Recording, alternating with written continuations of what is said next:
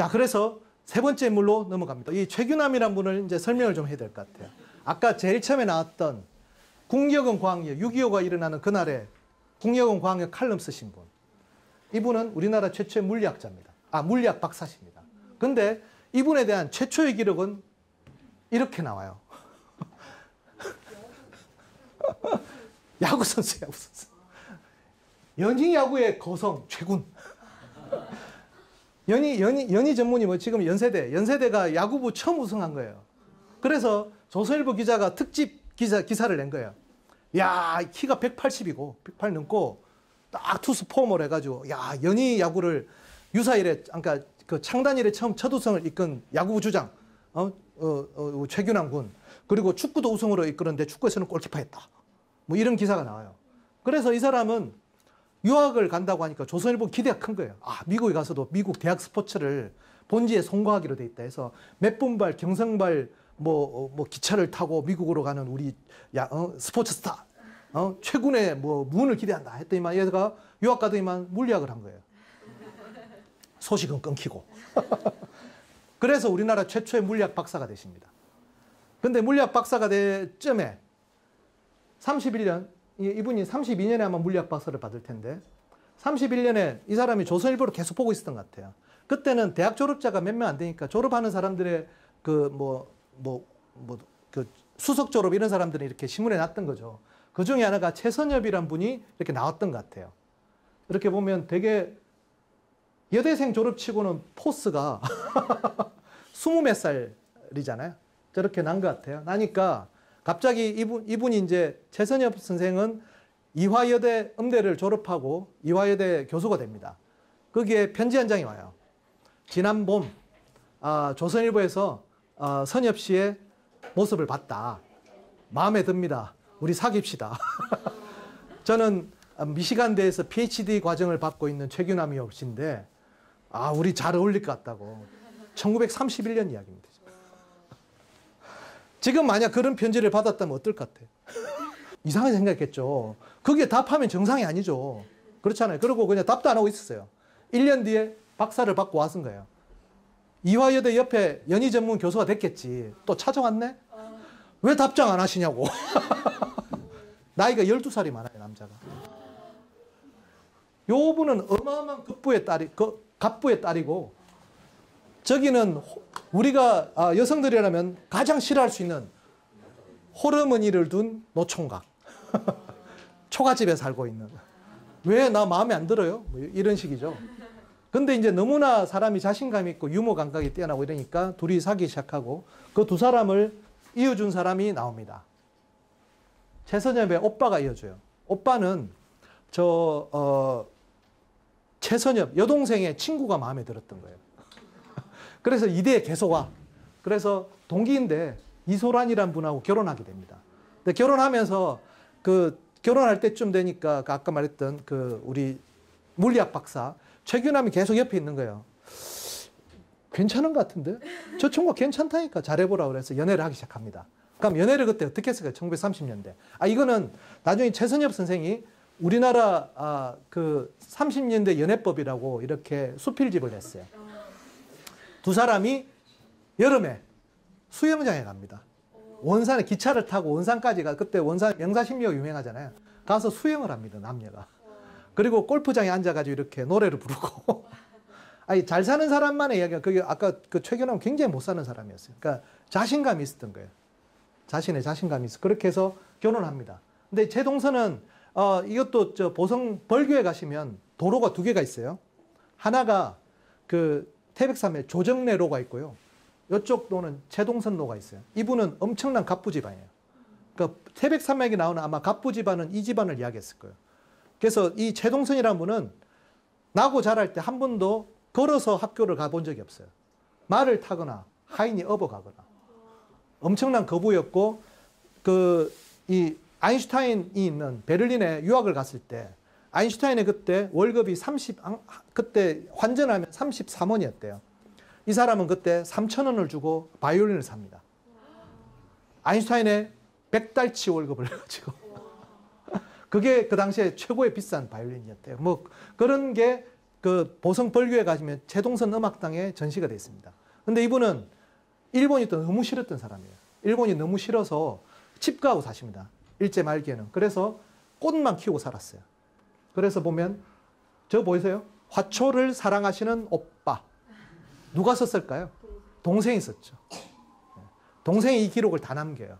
그러니까 되게 이제 요절하시는데 저분이 가곡 중에 그리워라고 있습니다. 최동선 나중에 찾아보시면 최동선 그리워는 정지용이라는 굉장히 유명한 시인이 쓰셨어요. 그분이 월북하시면서 안 알려졌을 뿐이지 그분이 썼을 정도로 굉장히 폭넓은 관계들을 가지고 계셨죠. 자, 그럼 이때 과학을 다시 한번 봅시다. 잡지책 해석, 동강이라는 잡지책 보세요. 지금 액체 수소 이야기 나오는 거예요. 풍력 발전하자는 거예요. 자, 풍력 발전을 하는데 풍력 발전은 날씨가 좋으면 되고 날씨가 안 좋으면 발전이 안 될 거잖아요. 그 에너지로 그 동력을 가지고 액체 수소를 만들어서 저장하자는 거예요. 이게 에너지 가능성이라 지금도 우리가 하려고 하는 겁니다. 사실은 수소를 만들려면 그 에너지를 어디서 할 거예요? 신재생 에너지가 들쭉날쭉하니 그 에너지, 양수 발전 같은 거죠. 남는 에너지로 저장해 두자는 걸 지금 1931년에 하는 거죠. 그리고 원자력 에너지를 하자는 거예요. 수소로 헬륨 만드는 게 뭐죠? 핵분열이 아니고 핵융합 발전하자는 겁니다. 지금 1931년 이야기예요. 우리가 지금 뭔가 굉장히 잘못 알고 있어요, 지금. 우리는 지금 거꾸로 가고 있습니다, 지금. 자, 그래서 이야기를 하는 게 뭐냐면은 액체 수소가 왜 중요하냐면은 에너지 밀도라고 들어보셨어요? 단위 부피당, 단위 질량당 담을 수 있는 에너지입니다. 1931년에 그분이 수소가 가장 에너지가 많다고 그랬잖아요. 여기. 그죠? 자, 그러면 중간에 있는 게 뭐죠? LPG, 디젤 이런 거 있죠. 리튬이온은 보여요? 과연 우리 리튬이온 배터리로 에너지를 대체할 수 있을까? 아니, 안 된다는 건 아니고 생각을 해보셔야 돼요. 지금 우리 1931년에 이미 이야기했잖아요. 그럼 동강이 과학 잡지냐? 대중 잡지예요. 대중 잡지예요, 대중 잡지. 자, 그래서 또 서재필이 또 나옵니다. 서재필이 아까 1864년생이라고 그랬죠? 1930년 몇 살? 66세입니다. 근데 지금 논문들 쓰시잖아요. 이때는 나이 70입니다. 자, 우리 의대 교수님들 중에 나이 70에도 저런 이게 피어 리뷰 저널이라 해서 전문 저널에 실은 거거든요. 얼마나 계시고 왜 이 사람은 왜 이러고 사느냐 이거지. 집이 파산했거든요. 그 독립운동하다가. 나중에 잘 살았는데 그게 돈을 너무 많이 써가지고 필라델피아 그 사람들 모으려면 돈 얼마나 들었겠어요. 파산해요. 근데 부인도 이해가 안 될 거예요. 이 사람 뭐지? 근데 60세에 의대 대학원에 들어가요. 집을 저당 잡혀서. 60세. 왜냐하면은 조선에 전염병이 너무 많다는 거예요. 그게 저거잖아요. 역학, 선모청증 역학이 뭐냐면 에피데미라고 전염병 감염 역학을 배웁니다. 그리고 척추 종양들 뭐 이런 것들, 암세포 이런 거 연구해요. 나이 60, 70에. 왜 그랬을까? 언젠가는 나는 또 가서 무슨 일을 해야 된다고 생각했던 거죠. 그러니까 이런 분들이 계셨던 거예요. 얼마나 많은 사람들이 영향을 줬냐면 그 뒤에 많은 분들이 우리 서양식 의사들이 많이 탄생하고 거기에 지대한 영향을 미쳤을 분 중에 하나입니다. 자, 아까 말씀드린 손정도 목사 이야기를 해야 되겠어요. 그분의 딸. 자, 30년대 이미 우리가 지금 세계 스피드 스케이팅 대회에 우승했다는 거잖아요. 100년 전에. 그게 지금 계속 실리는 거예요. 신기록 우승, 신기록, 손인실이라는 사람. 자, 손정도 목사, 우리 상해 임시정부를 갖다 통합시킬 때 손정도 목사의 큰아들이 손원일 제독이고 두 번째가 손은태고 세 번째 딸이 손인실입니다. 손인실은 빙상스타였고 손원일 제독하고 삼남매는 김일성과 같이 살아요. 근데 해방이 되자 서로 입장이 완전히 나뉘죠.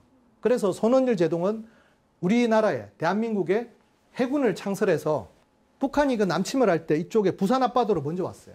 그걸 막아낸 사람이 손원일 제독입니다. 그래서 우리가 부산이 버티면서 우리가 반격을 할 수 있었을 거죠. 손원일 제독은 우리 해군에서는 엄청나신 분이고 손은태는 미국 가서 의사가 됐어요. 근데 김일성하고 죽을 때까지 친하게 지냈어요. 그래서 나중에 90년대는 여러 번 북한을 방문합니다. 그리고 손인실 이분은 김일성이 되게 좋아했나 봐요. 그래서 김일성의 자서전에도 이분의 이름이 많이 나옵니다. 근데 초대했지만 끝까지 안 갔죠.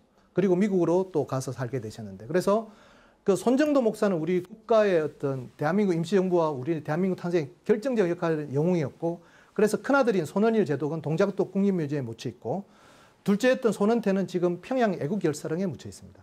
그다음 셋째인 요 손인실 여사는 뉴욕에 묻혀 있어요. 우리나라 역사를 말해주는 거죠. 그 시대에 찢기고 하는 그 역사를 많이 말해주고 있습니다. 자, 이때 그러면 우리는 계속 과학운동을 해야 되니까 최규남은 그렇게 연애만 한 게 아니고 과학운동도 합니다. 그렇게 해서 우리나라의 과학운동의 시작점은 과학데이라고 해요. 1934년 4월 19일 날 찰스 다윈의 기일을 기점으로 사람들이 모여가지고 이렇게 과학운동, 대중과학운동을 하고, 여기에 사람들이 모였죠. 여기 보면 이대학과가 아니고 과학데이예요, 과학데이. 자, 이때 이 사람들이 했던 이유는 과학을 알면 세상을 바꿀 수 있다고 믿었던 거죠.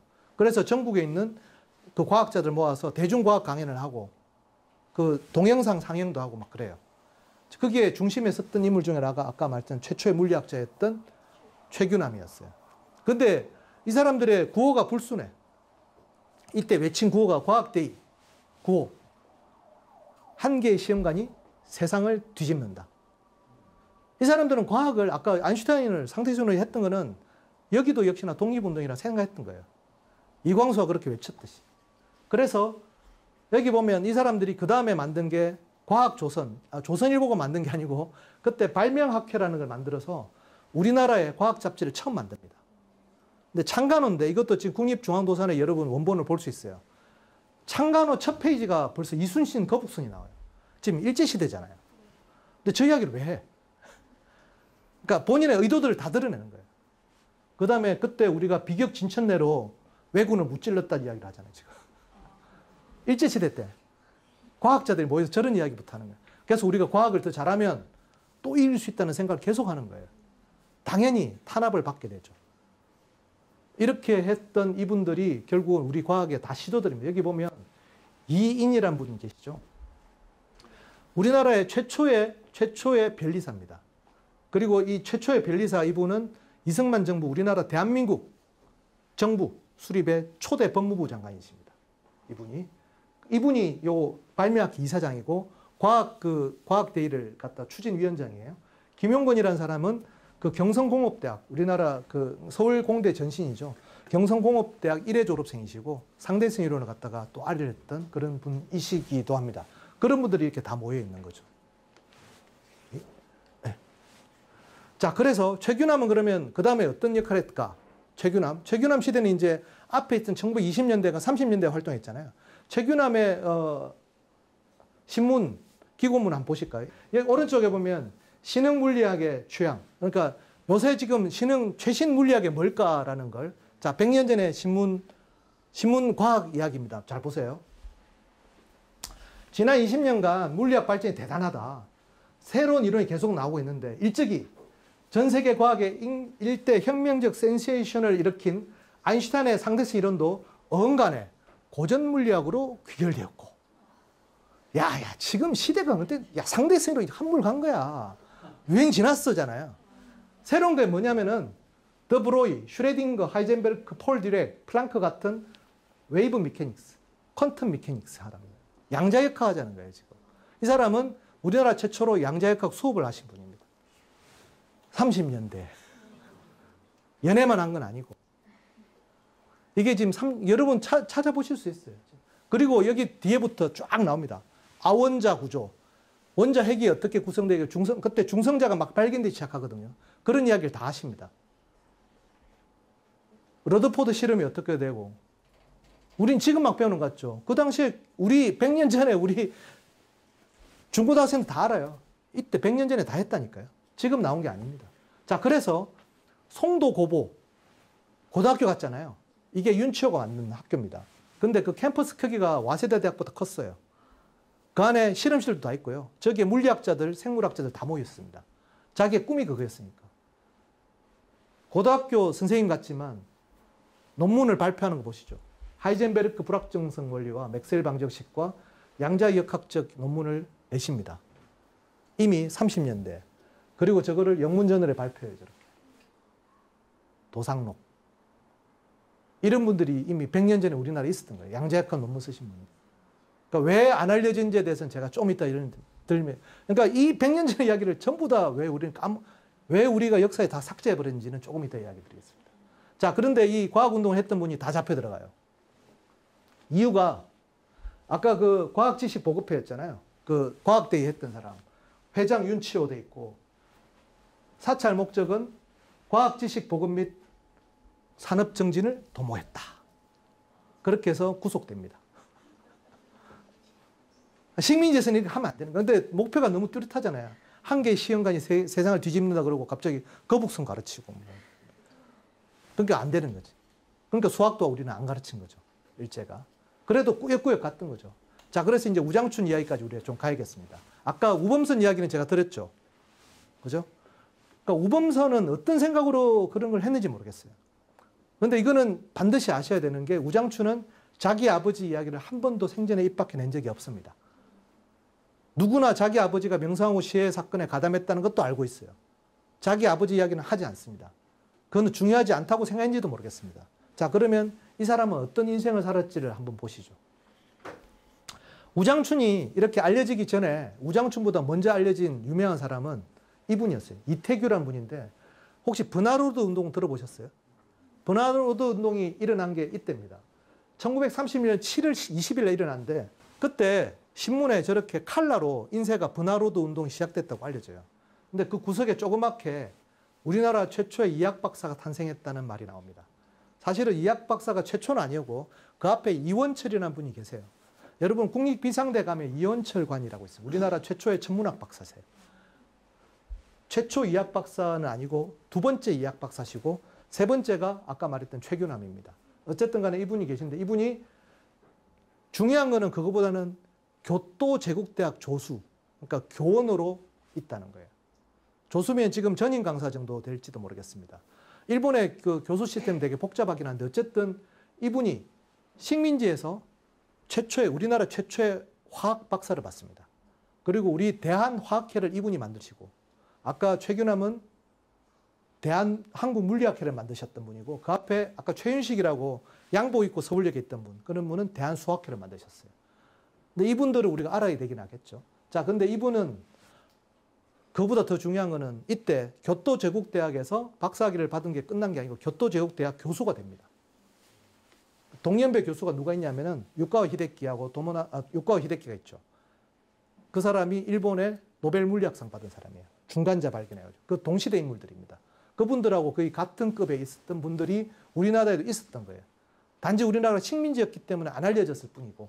근데 그분이 누구랑 친구냐면은 정지용이랑 친구입니다.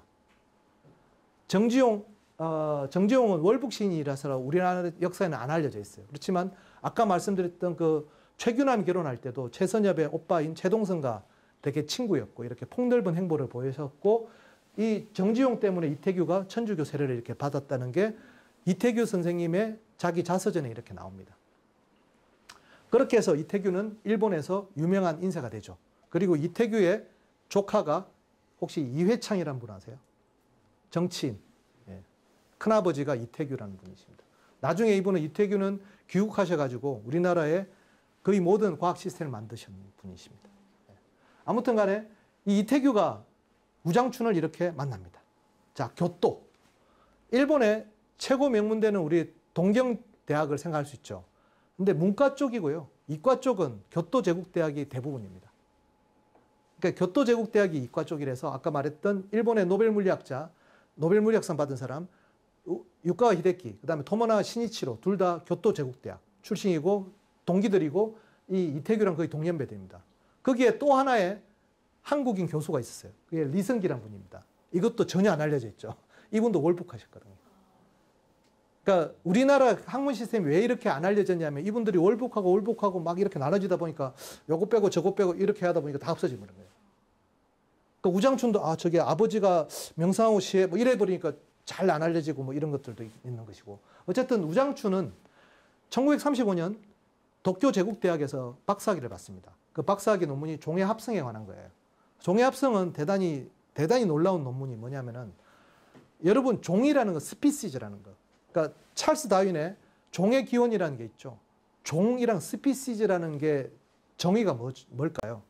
종은 생식적으로 결합이 안 되는 걸 종이라고 합니다. 그러니까 인간과 침팬지가 종이 다르잖아요. 서로 생식적으로 결합이 안 돼요. 물론 합성이 나오면 혼혈이 나오는데 그 혼혈은 생식 기능이 없죠. 생식적으로 분리된 것을 우리가 종이라고 해요. 근데 그걸 갖다가 종의 합성이 된다는 것은 종이 다른데 제3의 종이 나온다는 거잖아요. 그것을 보인 사람들 중에 하나십니다. 그래서 배추하고 양배추를 교배를 하면 유체가 나오는 걸 밝혀요. 그게 우의 삼각형이라고 굉장히 유명합니다. 거기서 겨자 이런 게 해서 식물들이 어떻게 분화해 나오는 걸 합니다.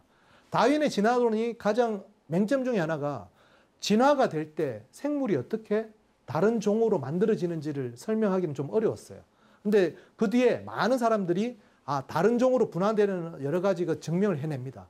그 중에 많은 역할을 했던 분이 우장춘이에요. 우장춘은 씨 없는 수박이 아닙니다. 씨 없는 수박은 우장춘의 업적이 아니고 우장춘은 이런 식으로 유전학이나 안 그러면 그 육종학이 중요하다고 설명했던 거예요. 우장춘 유명한 것은 우의 삼각형이라고 해서 다윈의 진화론의 어떤 여러 가지 그 새로운 학설들을 첨가하신 분으로 유명합니다. 그래서 식민지 시대에 도쿄 제국대학 박사가 된 다음에 교토에 있는 다끼 종묘농장이라는 굉장히 세계적인 종묘회사의 연구소장이 돼서 온 겁니다. 그때 이렇게 교토에 모여있는 과학기술자들이 모인 거예요. 대단히 중요한 게 이 사람들이 결국은 해방 후에 다시 한국으로 다 오십니다. 그래서 우리나라 학문적 기반을 여기서 만들어지는 거예요. 이 출신들이 다 만드신 거예요. 자, 우장춘은 나중에 여러 가지 일을 하게 되는데 그중에 우리가 꼭 알아야 될 게 품종개량에 되게 투입을 하셨는데 그 이유는 나중에 조금 더 설명을 드리고 황진남이 여기에 또 나옵니다. 일제 말기에. 갑자기 함흥에서 나와요. 이 기사는 뭐냐면은 1940년 6월 16일 날 조선일보 기사는 뭐냐면은 2차 대전이 벌어졌는데 독일군이 파리를 함락해요. 자, 이게 되게 좀 애매한 이야기인데 그때 일본은 독일의 동맹국이었어요. 그러니까 일본은 독일의 파리 함락을 되게 기뻐해요. 근데 식민지 조선의 입장에서는 근데 그 신문에 그렇게 낼 수는 없잖아. 근데 이 기사가 애매해요. 그런 거예요. 굳이 경성에서 함흥까지 기자가 찾아갑니다. 함흥에 프랑스 여인이 살고 있다는 거예요. 알고 보니 황진남의 부인인 거예요.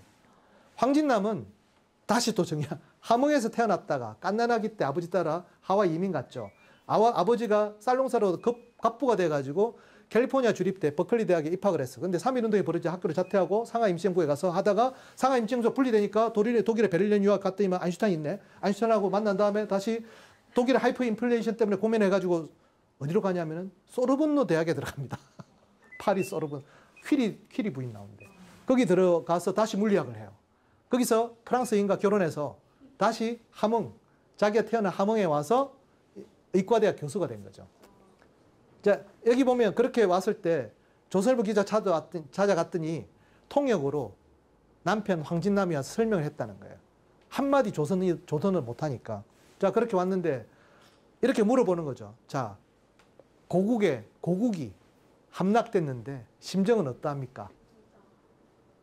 라고 물어봤는데 그 답을 차마 듣지 못하고 나는 발길을 돌려 나왔다는 거예요.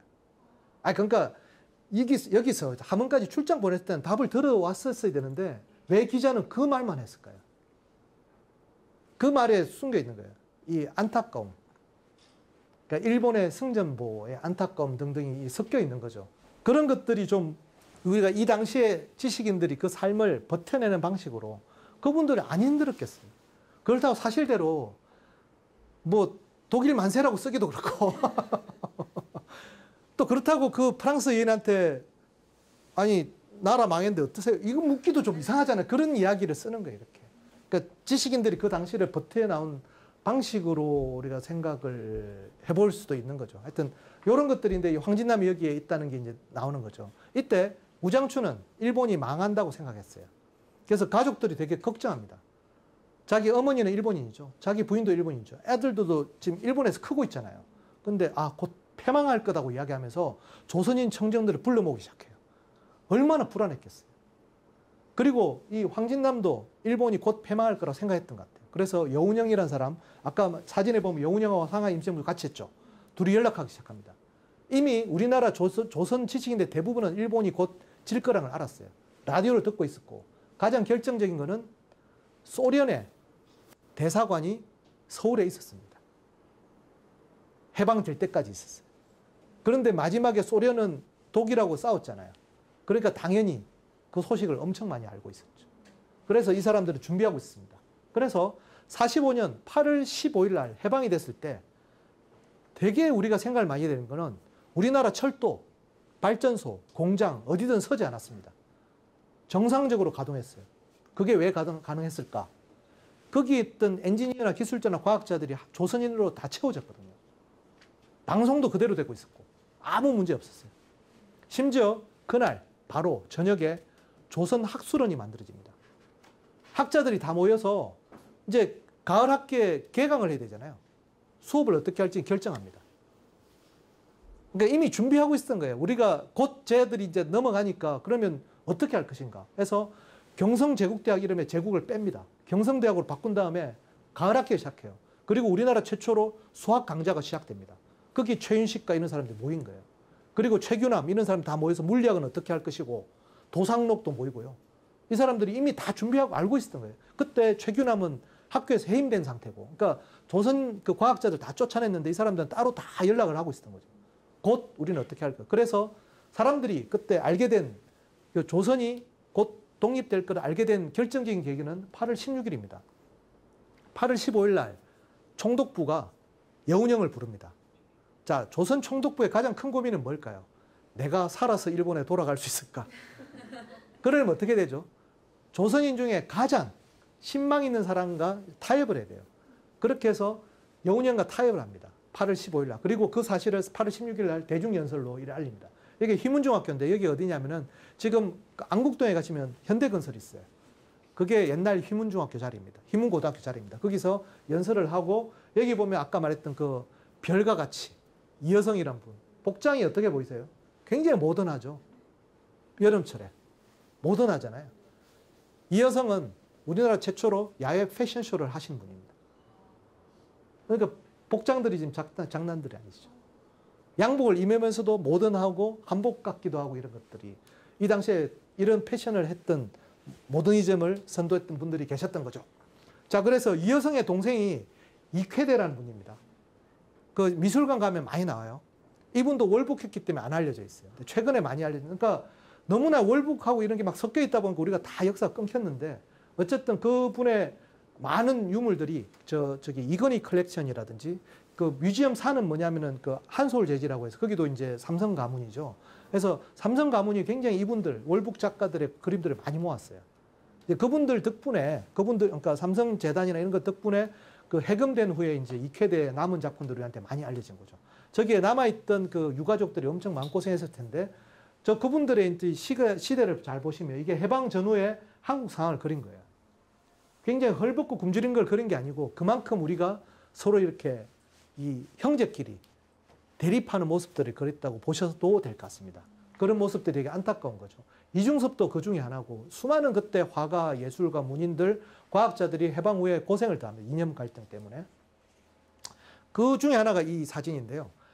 자, 해방 후에 직후에 우리 학자들이 경성제국대학을 경성대학으로 만든 다음에 그대로 강연했어요. 그래서 거기서 이공학부를 만듭니다. 이공학부를 만들어가지고 이렇게 졸업식을 시켜요. 그래서 일본에 가 있던 리승기하고 이태규는 교토제국대학 교수였잖아요.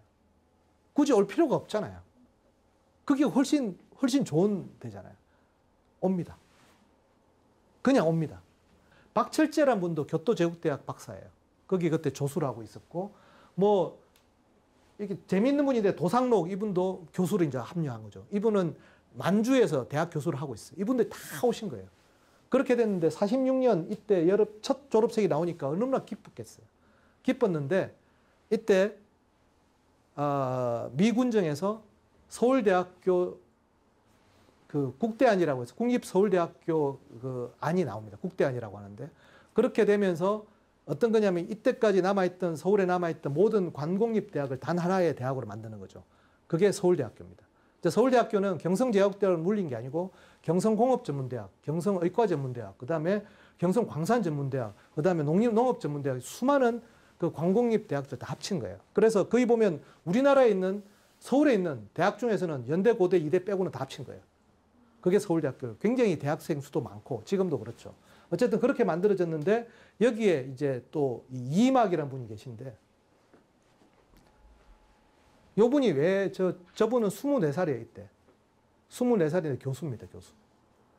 근데 최규남이나 안 그러면 아까 말씀드린 그 최윤식 이런 분이 볼 때 저 사람이 난 사람이라서 교수를 시켜준 거예요. 그리고 저 뒤에 장세현이라는 분 계시죠. 이때 1회 졸업생. 제 대학교 1학년 때 화학을 가르치셨던 분. 그런 이야기를 제가 들었던 거예요. 그때 당시 이야기. 자신의 선생님들의 이야기. 그때 근데 이때 좌우로 막 분열돼 가지고 이 당시에 서울대학교 교수 중에 대부분이 이공계 교수들의 절반이 월북합니다. 그렇게 만들어진 대학이 김일성 종합대학입니다. 그러니까 서울대학은 그렇게 생각하고 김일성 종합대학은 그렇게 생각 안 하겠지만 역사는 그렇습니다. 아무튼 그렇게 우리나라에 남아있는 학문적인 전통들이 이게 많이 깨졌죠. 그래서 여러분들이 알고 있지만 그 이전의 분들에 대해서 우리가 배울 기회가 없는 거예요. 자, 그래서 이 이임학이란 분은 고향이 함흥이에요, 이분도. 그래서 똑같이 월북을 합니다. 월북을 해서 김일성 종합대학 교수가 돼요. 근데 김일성이 너무 싫었어. 이건 말이 안 된다고 고향에 친인척을 두고 다시 또 남하에서 서울대학 교수가 됩니다. 그때 최윤식 선생이 아까 그 상대적으로 강연했던 양복 입은 청년이 불러서 이 24살짜리 학생을 교수를 다 시켜요. 너무나 천재였으니까. 자, 얼마나 천재였냐면은 그 당시에 우리가 미국에 있는 수학 잡지나 학술 저널을 받을 기회가 없었어요. 유일한 방법이 뭐였냐면은 미군들이 버리고 간 쓰레기 더미에서 그 논문들을 찾아내요. 근데 이분이 어느 날 그 쓰레기 더미에서 어떤 미국인 수학자 대가가 못 푼 문제를 찾아내요. 막스 초론이라는 분인데 그걸 보고 집에 와서 그냥 풀어요, 이렇게. 나 이 문제는 영어는 난제일 것이다 했는데 자기 혼자 풀어. 그리고 초론이라는 사람한테 편지를 보내요. 나 풀었다? 초론은 충격을 받은 지 그 이후부터 한 번도 수학 논문을 안 썼다고 합니다. 충격을. 그리고 이임학은 그 사실을 몰라요. 왜냐하면 그때 우리 전쟁이 벌어진 상태였으니까. 모르고 있다가 6.25가 나자 이 사람이 다시 또 그 북한군을 피해가지고 부산으로 이렇게 피난을 가요. 그때 또 최윤식을 또 만나죠. 야, 너 어디 갔냐? 빨리 와 해서 강의를 하다가 다시 또 캐나다에 있던 교수가 논문을 썼는데 이거 왜 못 풀고 있지? 또 써서 보내요. 그때는 이제 부산에서는 연락이 됐으니까 캐나다 교수가 야, 빨리 와. 내가 박사 줄 테니까 그냥 와. 해서 가서 캐나다로 가요. 갔는데 이제 그때 알게 된 거예요. 내가 유명한 사람이 돼 있다는 걸. 막스 초론의 미제를 풀었다. 그래서 캐나다에 가서 일취월장합니다. 그래서 우리가 알고 있는 뭐 유명한 논문들을 그때 다 내요. 그러니까 세계적인 석학이 된 거예요. 근데 문제는 북한에 친인척이 남아있잖아요. 그래서 거기다 연락을 취하다가 중앙정보부한테 들켜요. 그래서 입국이 금지됩니다. 자기는 김일성이 싫어서 남아있던 사람인데 북한에 있는 친척들하고 연락했다는 그 사실만으로 안 되던 시절이 있었던 거예요. 입국이 거절되고 국적 회복도 안 됩니다. 그래서 영원히 떠돌다가 캐나다에서 돌아가시죠. 한 번도 안 들어보셨죠. 한국이 나는 서준이 이전에 세계적인 석학은 이임학이라는 분이 계십니다. 이런 분들도 거기서 이제 잊혀지게 된 거죠. 네. 자, 그래서 어쨌든 36년에 우리가 분열될 때 이걸 막으려고 서재필이 또 옵니다. 또 왔어요. 이렇게 딸 데리고. 저 딸은 무슨 죄가 있어서. 저 딸이 뮤리엘이 어떤 사람이냐면 유한양행이라고 아시죠? 그 창업주가 유일한이에요. 그분은 서재필과 동업했던 분이에요. 아까 서재필이 사업을 잘했다고 했잖아요. 동업을 하다가 유일한이 먼저 귀국을 해요. 귀국을 할 때 뮤리엘이 옆에 보고 있다가 유일한 선생님 한국 가시니까 유일한 선생님의 기념품을 만들어 드리겠다고 해서 유일한의 유자가 버들 유자거든요. 그게 버들나무를 목각을 조각해 줍니다. 그게 지금 유한양행의 로고가 돼 있어요. 그는 유한양행 홈페이지 들어가 보시면 서재필의 딸 뮤리엘 씨가 나에게 그 목각을 조각해 줬다고. 그게 우리 회사의 마크라고 돼 있죠. 그러니까 서재필의 윤치호의 흔적은 우리 사회 곳곳에 다 있습니다. 워낙 성각자라서. 어쨌든 와서 영훈형과 같이 이렇게 좌우합작을 했는데 실패를 하죠. 실패했던 좀 슬픈 이야기가 여기 있습니다. 영훈형 근로인민당수 영훈형 씨 괴한에 피살돼 있잖아요. 피살됐어요. 피살되면서 좌우합작이 물거품 되는데 그 위에 보면 올림픽 참가 기념 경기대회가 있어요. 이게 왜 한 면에 있을까? 자, 여운형은 해방돼서 그 휘문고등학교 연설했을 때 가장 먼저 한 일이 뭐냐면 조선체육회를 부활하는 거였어요. 자, 송기정 선생이 이번에 1947 보스턴이라는 영화 보셨는지 모르겠지만 거기에 여운형 이야기가 많이 빠졌죠.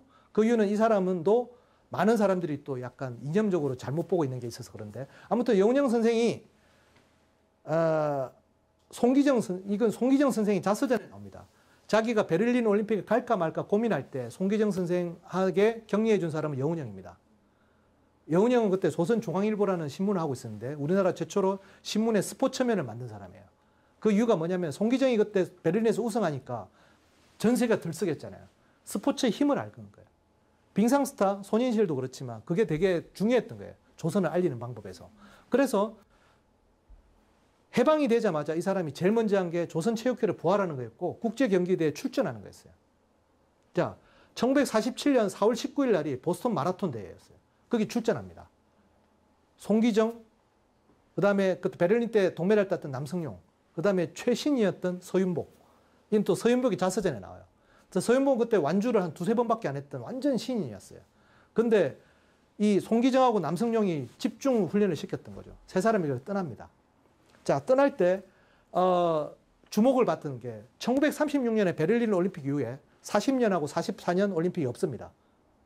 전쟁 때문에. 그러면 이게 10몇 년 만에 이르는 세계적인 첫 마라톤 대회였던 거예요. 근데 직전 대회 우승자 동메달이 온 거예요. 그러니까 전 세계 언론이 주목하죠. 거기에 서윤복을 데려간 거예요. 자, 서윤복이 떨어요. 자꾸 떠니까 남성용이 코치인데 그때 지금 자기 전성이 지났잖아요.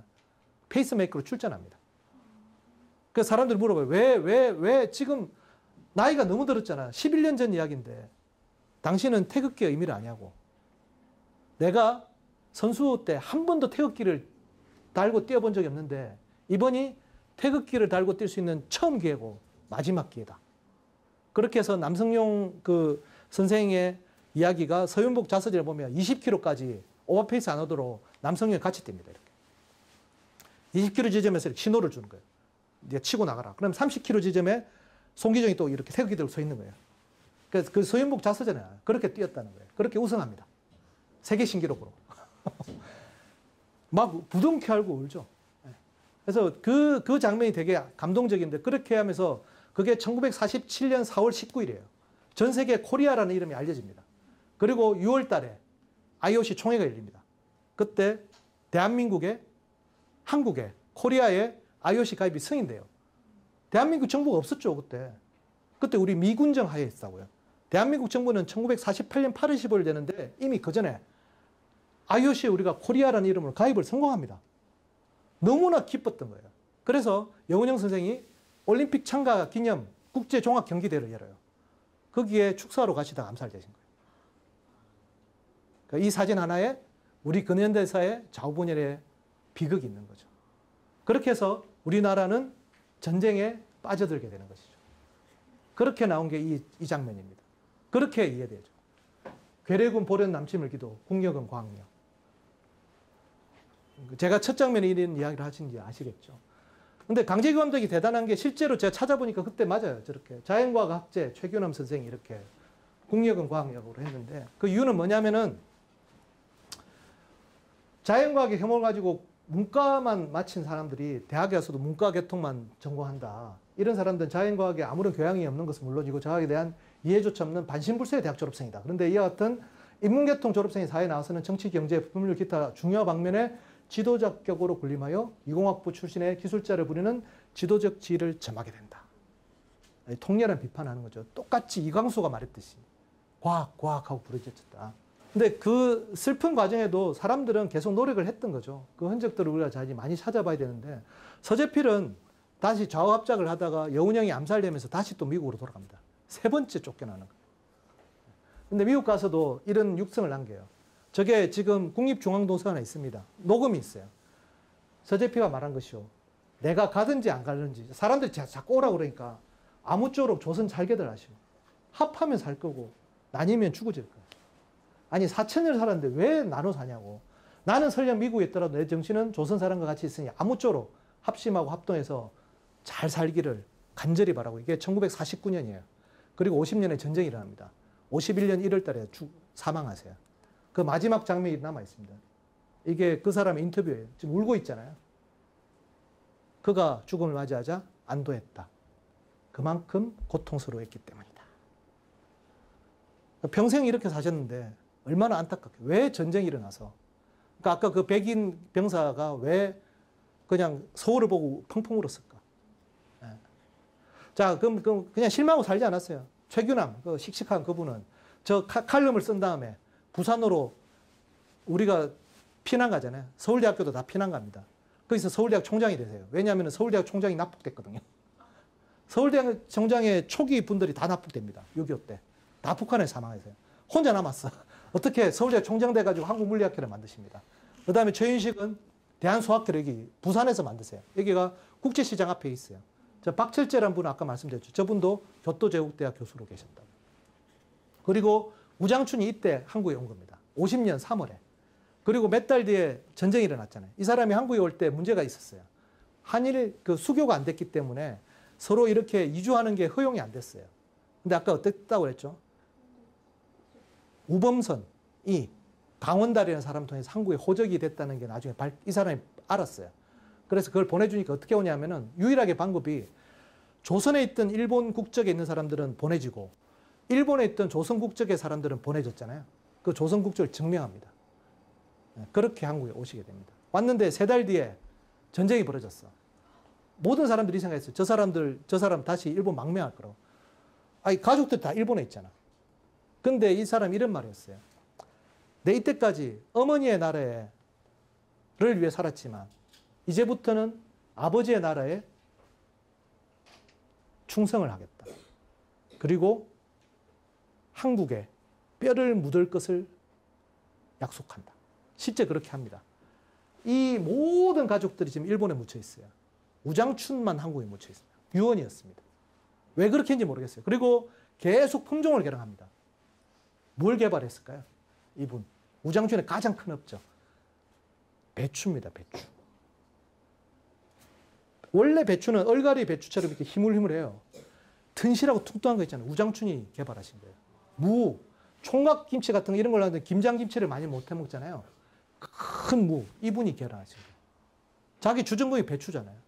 그래서 식량 문제를 해결하신 분이에요. 1960년대 우리나라에서 식량 소비 1위가 쌀입니다. 쌀. 양곡. 그러니까 곡식을, 그러니까 1위, 하루에 400g 먹었어요. 2위가 김치입니다. 김치도 400g 먹었어요. 밥, 김치밖에 안 먹었어요. 아니, 그때 60년대 우리 아버지 세대에 뭐가 있었겠어요? 그거밖에 없지. 밥과 김치만 먹었어요. 지금도 1위가, 우리 식량 소비의 1위가, 지금 치킨도 먹고 다 먹겠지만 1위가 여전히 양고기고 2위가 김치예요. 여전히 김치입니다. 이분 아니었으면 해결이 안 되는 거예요. 그리고 마지막까지 벼 품종 개량했던 분이에요. 자기 뼈를 묻을 것을 약속한다는 말을 진짜 왜 그렇게 했는지는 모르겠지만 아버지에 대한 반성 이런 생각을 했는 건지는 모르겠지만 어쨌든 끝까지 그렇게 한 거에 충성을 했죠. 근데 이 사람에 대한 기록을 가장 정확하게 남기신 분은 쿄세라입니다. 쿄세라 아세요? 제가 쿄토를 주목하라고 그랬죠. 쿄토에서 낳은 가장 세계적인 기업이 쿄세라입니다. 쿄토 세라믹. 거기 창업자가 이나모리 가즈오라고 여러분들 찾아보시면 지금 보면 일본에서 젊은이들이 가장 우상화하는 사람이에요. 무일푼의 세일즈맨이 세계적인 기업을 키웠거든요. 우장춘의 사위입니다. 쿄세라의 한국어 홈페이지가 있습니다. 이나모리 회장은 장인은 우장춘 박사라고. 50년에는 이 아사코가 이렇게 어렸는데 58년에 아사코가 아빠한테 이야기합니다. 아빠, 나 결혼할래. 웬 그 무일푼의 회사원을 데려온 거예요. 그래서 이랬대잖아요. 그때 58년에 만나요. 보고, 야, 그거 괜찮다. 결혼해. 그리고 다시 못 만납니다. 59년에 우장춘 박사가 사망하시거든요. 근데 그걸 계속 기억하는 거예요. 이나모리 회장은. 왜냐하면 그 딸이 그렇게 했겠지. 그래서 우장춘 박사는 우위의 삼각형, 아까 말씀드렸죠. 육종학의 대가였고, 한국어를 전혀 하지 못함에도 이렇게 해가지고 이렇게 했다. 김치의 은인이라고 불린다고 해요. 여기에 씨 없는 수박이 어디 나와요? 일본의 젊은이들 우상으로 삼는 이나모리 가즈오도 우장춘은 김치의 은인이라고. 저 사람 아니었으면 한국 사람은 김치 못 먹었다는 거예요.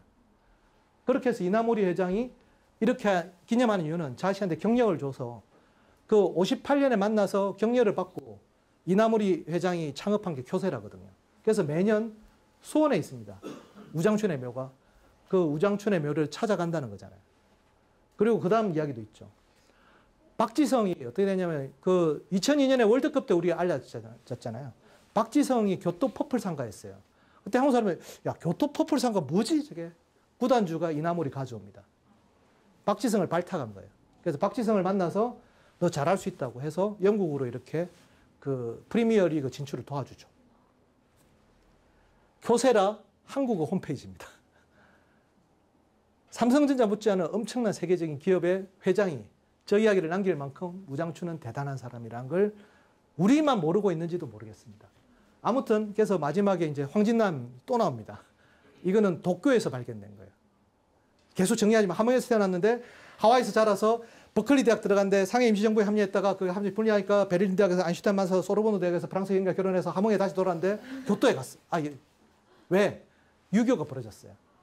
그리고 VUNC라고 해서 Voice of UN Commander, UN 방송, 그러니까 대북 선전 방송에 투입이 됩니다. 이걸 제가 어떻게 했는지 제가 2020년부터 제가 KBS 라디오에 출연하고 있는데 거기 아나운서실에 가서 위진록이란 분의 기록을 찾았어요. 발견했어요. 그게 뭐냐면은 아까 지금 제일 처음에 그 태극기 날림에 지금 오늘 새벽 38선 그 있잖아요. 그 방송하신 분. 위진록이란 분이십니다. 그분이 유교가 벌어지자 방송국 사람들도 피난을 가야 되잖아요. 그렇게 해서 동경에 갑니다. 그러니까 유엔 사령부에서 대북 선전 방송이 필요하니까 그때 황진남을 만나서 기록에 위진록 선생의 그 책에 나옵니다. 황진남 선생은 그렇게 활동을 하다가 여운형과 같이 좌우합작을 하다가 여운형이 암살되자 결국은 북한의 가족들하고 소식이 끊겼다. 그러니까 프랑스 여인하고 아들이 이제 소식이 끊겨요. 그러다가 6.25가 벌어지자 부인은 프랑스 사람이니까 프랑스 대사관을 통해서 찾아내요. 찾아냈더니만 소련군한테 잡혀가서 강제 수용소에 들어갔다는 걸 알게 돼요. 그런데 찾아냈더니만 부인은 정신병에 걸려있고 아들만 겨우 동경에 데려왔는데 아들은 아빠랑 적응하지 못해서 캐나다에 있는 가족과 캐나다에 있는 친척에 보내졌다. 그리고 그때부터 혼자 사셨어요. 20년 동안. 혼자 가만히 계시다가 이렇게 위진록을 도와주다가 동경에 있던 VUNC가 오키나와로 갑니다. 오키나와까지 가서 오키나와에서 사망하세요. 그래서 제가 이제 묘소를 작년에 찾아갔는데 저기 파주에 있는 아무도 모르는 곳에 묻혀 계시다가 사람들이 찾아내가지고 작년 5월 달에 국립형춘홍으로 가셨는데 문제는 이분은 이제 대한민국 그 정부에서 훈장이 수여됐지만 가족이 없어가지고 아무도 찾아가질 않고 있어요. 그게 이제 우리 민족의 여러 가지를 말해주기도 하죠. 자, 6.25가 1953년에 끝나는데 요걸 왜 이야기를 하냐면은 6.25 휴전협정의 당사자는 북한, 미국, 중국입니다. 그래서 한국어, 중국어, 영어로 돼 있어요. 이게 한국어 본이에요. 그러니까 북한, 중국, 미국이 이렇게 당사자로 서명을 했는데 한국어 본은 지금 보면 막 이렇게 타자기로 돼 있죠. 저 타자기 한글 타자기입니다. 근데 저게 남한 거예요. 북한 게 아닙니다. 저걸 만드신 분은 공병호라는 의사십니다. 그 의사가 이경로 아까 말씀드렸죠. 그 황진남과 그 베를린 유학하던 그 사람한테 한글의 과학성, 그러니까 실라벌이라고 하는 초성, 중성, 종성을 알게 돼요. 그렇게 해서 한글 타자기를 세벌식으로 만듭니다. 받침이 필요하니까. 그래서 세벌식 타자기가 그때 만들어져요. 근데 그것을 채용하신 분은 아까 말씀드렸던 손정도 목사의 큰아들 손은일 제독이 이것을 채용합니다. 부산에 피난 가서. 그래서 한국군은 빨리 타자기를 익혔어요. 자, 이때부터 공병호 타자기의 특징은 세벌식이라는 것과 아까 이오닉 타자기는 세로쓰기를 했거든요. 우리 독립신문도 세로쓰기죠. 이때부터 처음으로 가로쓰기를 합니다. 그러니까 이경로가 강조한 게 그 초중종성하고 가로쓰기였어요. 처음으로 가로쓰기가 처음에 만드신 겁니다. 그래서 이때부터 그 이전까지는 공문서에 세로쓰기가 많았는데 신문도 이때부터는 가로쓰기가 표준화됐죠. 자자자자 치고 그 다음에 한글 타자기의 특성상 한문이 안 들어가잖아요. 이제부터는 공문서에 국한용 혼문이 아예 없어집니다. 이게 그예요. 근데 이제 휴전 협정을 하려고 하니까 북한이 그거 없어. 그래서 손은일 제독이 한글 타자기를 보내줍니다. 그때 이경로는 월북한 상태였어요. 월북한 이공로는 자기가 가르쳤던 공병호가 만든 타자기가 휴전협정문에 조인되는 걸 봤죠. 예, 우리 역사에 엄청난 비극을 이 한 장의 휴전협정문이 보이고 있습니다. 우리 사회는 이런 식으로 굉장히 이제 이 흐트러져 있는 게 되게 많은 것 같아요. 한번 주워 담을 필요가 있는 것 같은데, 피천득이란 분 아세요? 수필집. 그분이 돌아가시기 얼마 전에 TV에서 인터뷰했던 장면인데요.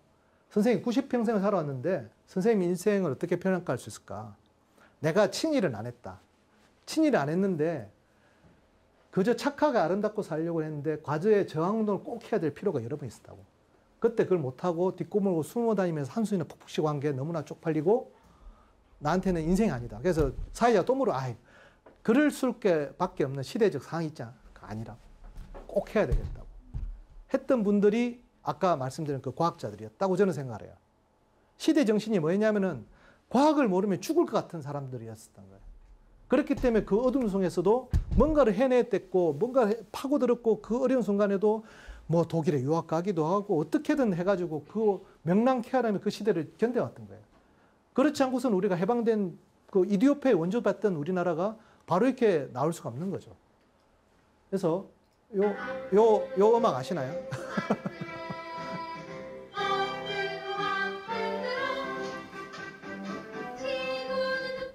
저는 어릴 때 이 노래를 들었고 자랐는데 이 노래가 어떻게 만드는지 아세요?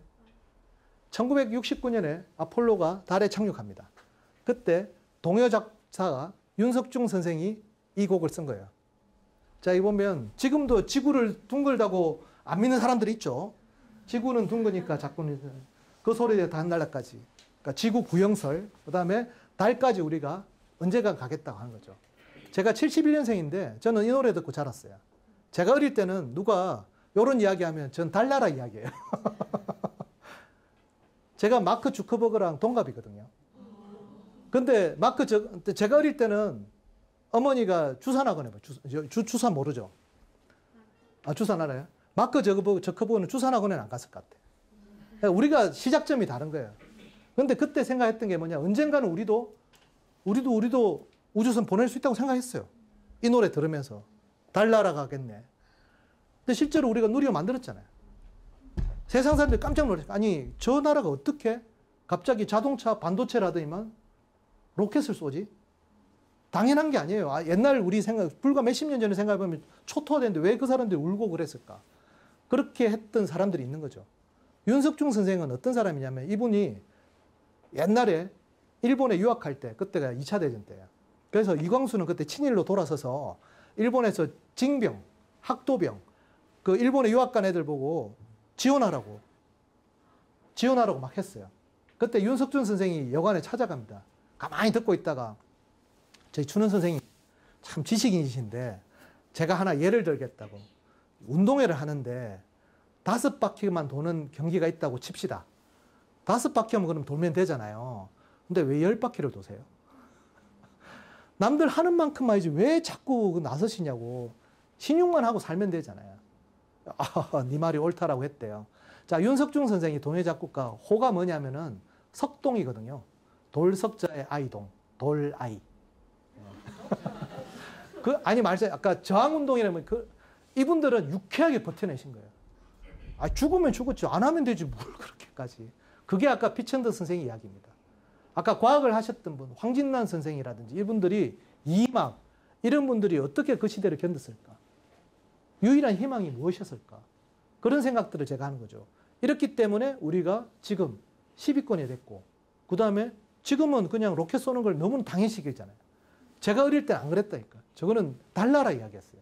이제는 가능할 것 같고 여러분 시대는 아까 말씀하셨지만 이제 인공지능이 되겠지.